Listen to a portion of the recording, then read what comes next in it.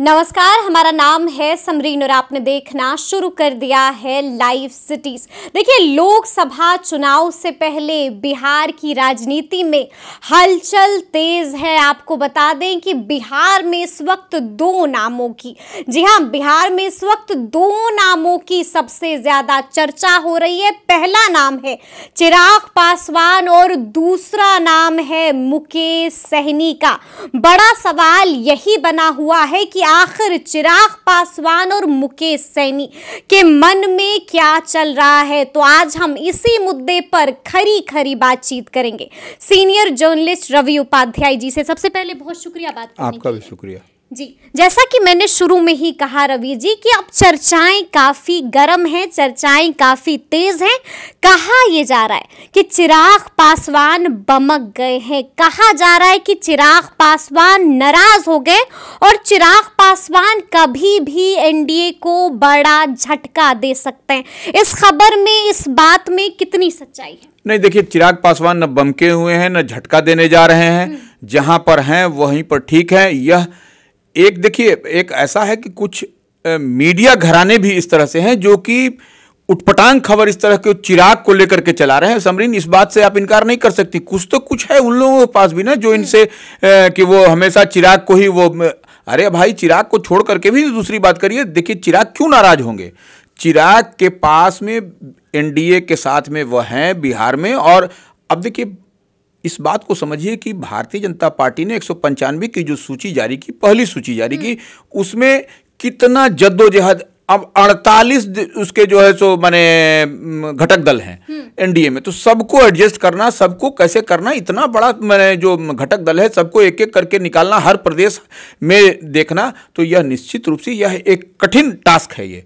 और उस टास्क को भारतीय जनता पार्टी पूरा कर रही है। उसमें 6-6 घंटे, 7-7 घंटे लग रहे हैं एक एक टास्क को पूरा करने से पहले। उसके पहले 1-to-1 बात किया जा रहा है हर माने जो भी अलायंस पार्टनर है, उसके जो शीर्ष नेतृत्व हैं, टॉप लीडर हैं, उससे। तो ऐसे में निश्चित रूप से चिराग पासवान से भी बात होने की बात है, वो खबर है, वो उस पर आप इनकार नहीं कर सकते। लेकिन और बगैर चिराग के बेतरनी यहां से एनडीए बिहार में नहीं पार कर सकती है। इस बात को हम लोग कई दफा, कई प्लेटफॉर्म पर हम लोग बोल चुके हैं। इसलिए कहीं कोई इफ बट की बात नहीं है। चिराग पासवान पूरी तरह से मजबूती, लाख जितना भी चैनल कोई चिल्लाता रहे, बोलता रहे, लेकिन हम आज के डेट तक और अभी तक हम कह रहे हैं चिराग पासवान मजबूती के साथ एनडीए में है। और कहीं ना कहीं आप देखिएगा कि जो उनकी तमन्ना है, जो अपने पार्टी की मजबूती के लिए वह करने के लिए सोच रहे हैं, वह करते हुए दिखाई पड़ेंगे। लाख कोई कह ले कि चाचा भतीजे में तलखी है, फलना है, ढकना। चाचा भतीजे में तो तलखी है, कड़वाहट तो है दोनों के रिश्तों में। नहीं, वो दोनों के रिश्ते में निश्चित रूप से कड़वाहट है, सब कुछ है, वह जल्दी भरेगा भी नहीं घाव।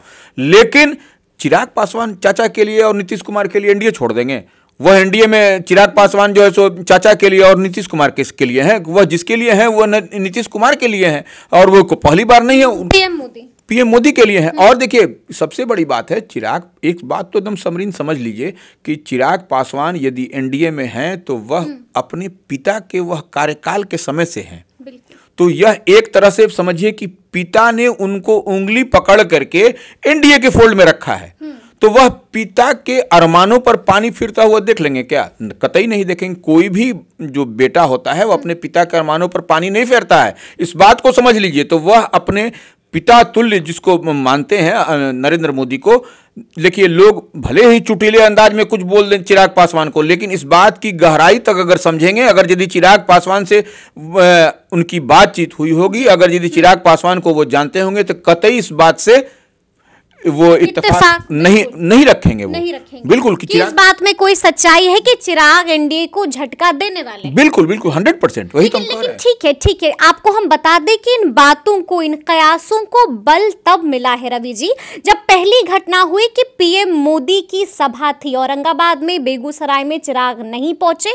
उसके बाद हमने देखा कि तेजस्वी यादव ने भी चिराग का नाम नहीं लिया, जिसके बाद से भी कई तरह के कयास लगाए जाने लगे। और तीसरी बात ये हुई रवि जी कि लगातार उसके बाद से महागठबंधन के तमाम नेता कह रहे हैं कि चिराग पासवान इधर से उधर आ जाइए, आपको खुला ऑफर है, दरवाजा पूरी तरह से खुला। नहीं, ठीक बात बोल रही हैं आप, लेकिन एक बात समझिए, यह तो पासा फेंका जाता है राजनीति में कि आप आइए, तेजस्वी यादव मंच से उनका नाम नहीं लिए, उनके चाचा का नाम लिए। यही सब तो खेल है। राजनीति का दाव पेच क्या है? अच्छा। राजनीति का दाव पेच यही है कि देखिए लोगों में भ्रम की स्थिति फैला दें, इस तरह की बात कर दें कि और लगे कि देखिए लोगों में कि देखिए चिराग पासवान, चिराग भी तो नहीं आए। नहीं, वही हम उसी पर आ रहे हैं जी। अब ये सरकारी कार्यक्रम था बेगूसराय और औरंगाबाद में। अब देखिए अब आप कितने लोग कह रहे हैं कि वहां पर चेयर लगा हुआ था इनका बेगूसराय में, फिर भी नहीं आए। तो देखिए वो क्यों आएंगे? सरकारी कार्यक्रम है और ऐसे में उनका पारिवारिक कार्यक्रम था दिल्ली में, जहां तक मुझे जानकारी है। तो वो पारिवारिक कार्यक्रम को कोई ऐसा रहता, कोई एनडीए का कार्यक्रम रहता, उसमें अगर यदि अनुपस्थित होते तब कोई सवाल बनता। अब जैसे मोदी का परिवार सब लोग लिख रहा है, तो मोदी का परिवार भारतीय जनता पार्टी के लोग ही लिखेंगे। अब सब कोई अलायंस पार्टनर तो पशुपति पारस ने लिखा है। पशुपति पारस तो अलायंस पार्टनर ही है। वही हम करें, अन्य कोई अलायंस पार्टनर नहीं लिखा। जबरन जो है सो मान लीजिए जबरन या हमको दिखाना पड़ेगा कि हम आपके साथ में हैं, तो वो अलग विषय है। लेकिन चिराग पासवान इस मानसिकता, इस सोच के नहीं है, वो उनके साथ में ही है। अब उनको दिखाने की क्या आवश्यकता है? समय पर जितना बड़ा चिराग पासवान ने काम किया है, करके दिखाया है भारतीय जनता पार्टी के लिए, वह बड़े बड़े वालों को उतना बड़ा कलेजा नहीं होगा। ये जो बोलता है लोग कितना बड़ा कलेजा, तो वह बड़े बड़े वालों को उतना कलेजा नहीं होगा जो चिराग पासवान ने 2020 में करके दिखाया। और उसी का नतीजा है कि आज देखिए चिराग मॉडल, हाँ वही, और उसी का नतीजा है समरीन कि आज देखिए भारतीय जनता पार्टी की संख्या बल कहां है बिहार विधानसभा में, ये देखिए। और आज भारतीय जनता पार्टी यहां पर माने ड्राइविंग सीट पर है।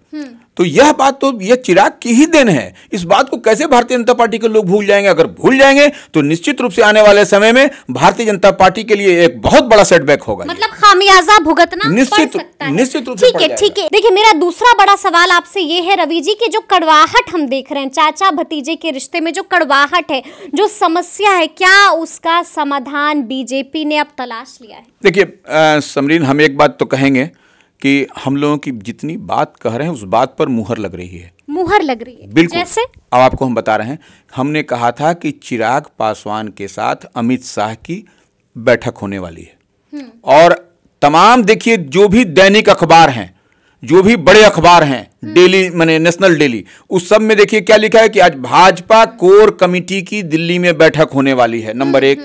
और दूसरी सूची पर बातचीत होगी जी।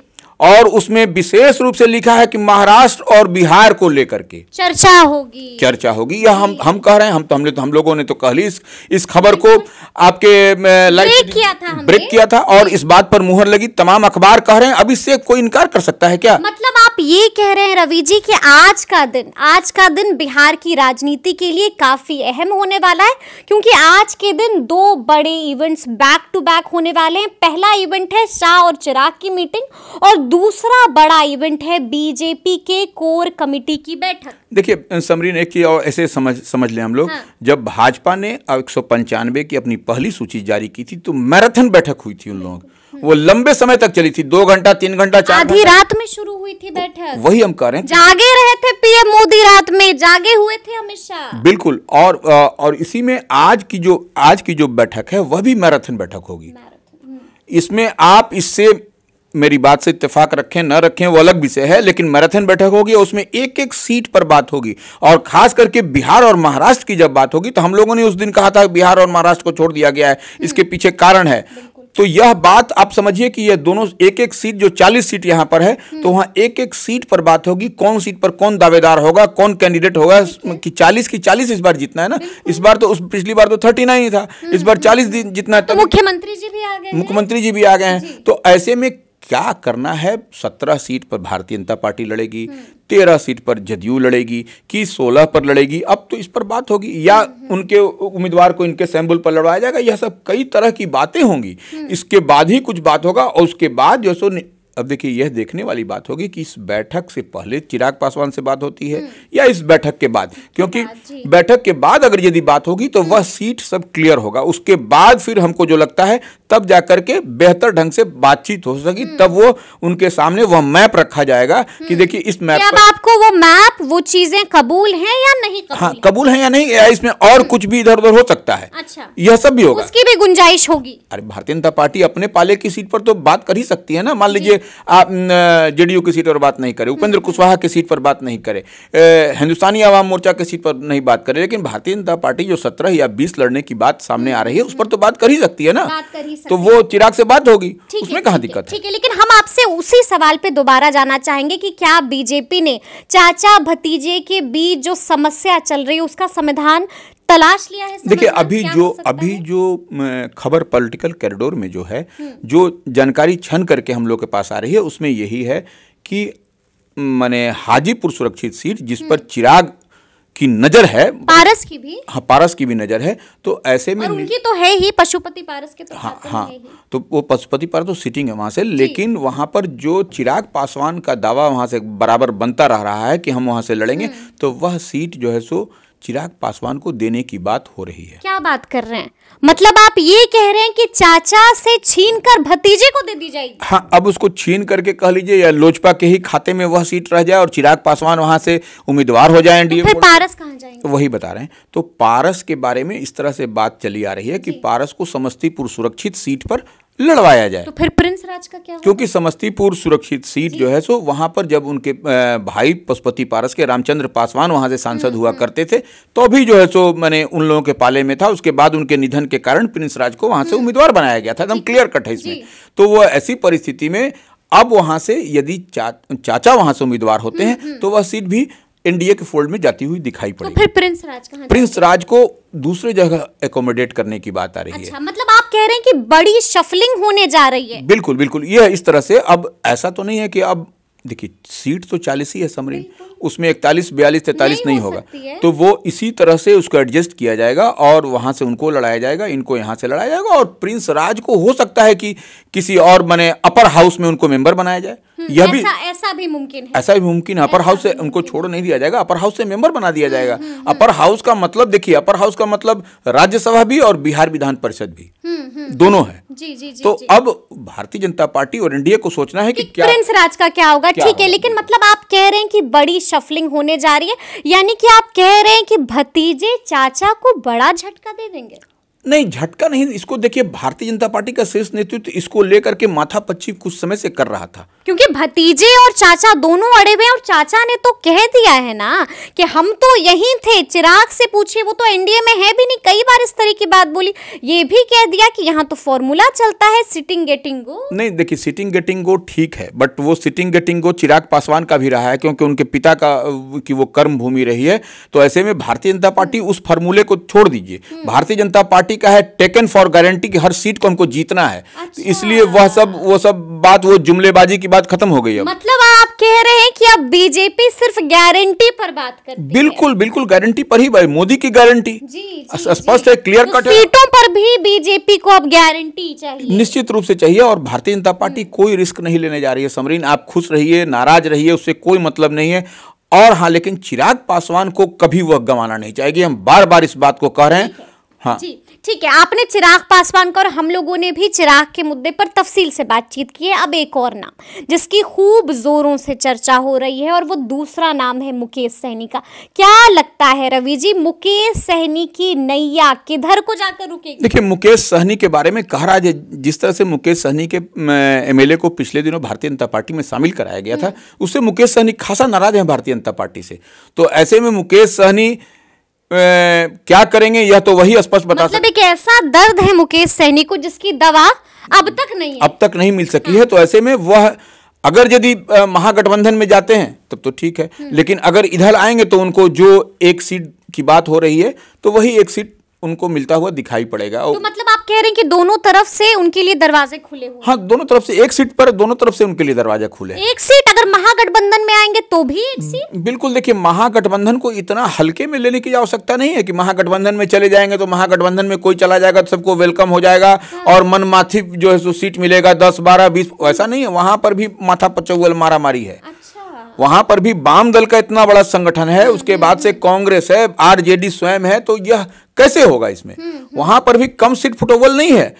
यहाँ एनडीए में तो कम से कम आपको अगर यदि मिलता है तो यह आपके लिए एक बहुत बड़ी बात है, क्योंकि एनडीए का एक उफान दिखाई पड़ रहा है देश के स्तर पर। तो इसमें ऐसी कोई बात नहीं है। इसलिए यह एक बात और समरीन हम उस समय बोलना भूल गए कि देखिए 10 तारीख को 10 मार्च को आपको मुजफ्फरपुर के साहेबगंज में, अच्छा। जिला मुजफ्फरपुर, ऐसे वो साहेबगंज में वो पड़ता है और वह वैशाली लोकसभा है। उसमें 10 मार्च को बहुत बड़ा कार्यक्रम, बहुत बड़ी रैली कह लें तो वह चिराग पासवान की ओर से होने जा रही है। जी। तो उसके लिए कई स्तर पर, कई स्टेज पर तैयारी हो रही है। तो वो कहीं ना कहीं ऐसा कहा जा रहा है कि चिराग पासवान भी जो है सो उसमें एनडीए की ओर से, माने भारतीय जनता पार्टी की ओर से उनको हरी झंडी दी गई है कि वहां आप करके अब स्ट्रेंथ दिखाइए। अच्छा, मतलब आप कह रहे हैं कि बीजेपी के आला कमान ने चिराग पासवान को हरी झंडी दे दी और आपने कह दिया है कि आप वहां पर अपना दम दिखा दीजिए, वहां पर दम दिखाइए। और वो निश्चित रूप से उसी लिहाज से देखिए, वो वैशाली लोकसभा में पड़ता है और वैशाली लोकसभा कई माने लंबे समय तक आरजेडी का गढ़ रहा, रघुवंश प्रसाद सिंह स्वर्गीय जो वहाँ कर रहे, तो उसके बाद से अभी आपको ये रमा सिंह एक बार जीते, उसके बाद से बीना देवी जो हाँ बीना देवी है, मतलब पारस गुट में, हाँ पारस गुट में शामिल है। तो अभी तो वो चिराग के साथ में भी घूम रही थी, तो उनको लेकर अब भी सस्पेंस, हाँ सस्पेंस बना हुआ। तो ऐसे में निश्चित रूप से चिराग पासवान जो 10 तारीख को करने जा रहे हैं, वह भी एक बड़ी रैली, बड़ा कार्यक्रम होने जा रहा है। उसके लिए कई माने स्तर पर तैयारी हो रही है और खुद प्रदेश अध्यक्ष जो है सो घूमते हुए वहां नजर आ रहे हैं, वहां पर साहेबगंज और वैशाली में रात भर जो है सो मीटिंग कर रहे हैं वो। तो ऐसे में लग रहा है जो जानकारी छन करके आ रही है कि लोजपा रामविलास वहां पर कोई बड़ा कार्यक्रम करेगी, उसमें कहीं कोई इनकार नहीं किया जा सकता। इसको हम ऐसे भी देख सकते हैं कि छोटे भाई चिराग अब बड़े भाई तेजस्वी यादव के नक्शे कदम पर चल रहे हैं, क्योंकि तेजस्वी यादव ने भी दिखा दिया है, जन विश्वास यात्रा हुई, जन विश्वास रैली हुई। हाँ, तो वो देखिए, वो निश्चित रूप से वहां पर करने का मतलब यही है कि वैशाली में अगर यदि आप करते हैं तो उससे हाजीपुर भी आएगा, मुजफ्फरपुर भी आएगा, तीनों, और छपरा भी कनेक्टेड है उससे। तो वो ऐसे में ये बड़ा मैसेज जाएगा उस तरफ, गंगा उस पार में, कि देखिए बहुत बड़ा रैली हुआ है और कहीं ना कहीं यह एक माने तोड़ दिखाई पड़ेगा उस लिहाज से। जी, उस लिहाज से बड़ा तोड़ दिखाई पड़ेगा। तो अब देखना होगा कि आगे आगे क्या कुछ होता है। तो ये पूरी बातचीत आपको कैसी लगी है, कमेंट करके हमें जरूर बताइएगा। तो इस तरह के तमाम अपडेट्स के लिए ऐसे ही हमारे साथ बने रहिएगा और देखते रहिएगा लाइव सिटीज। बहुत शुक्रिया।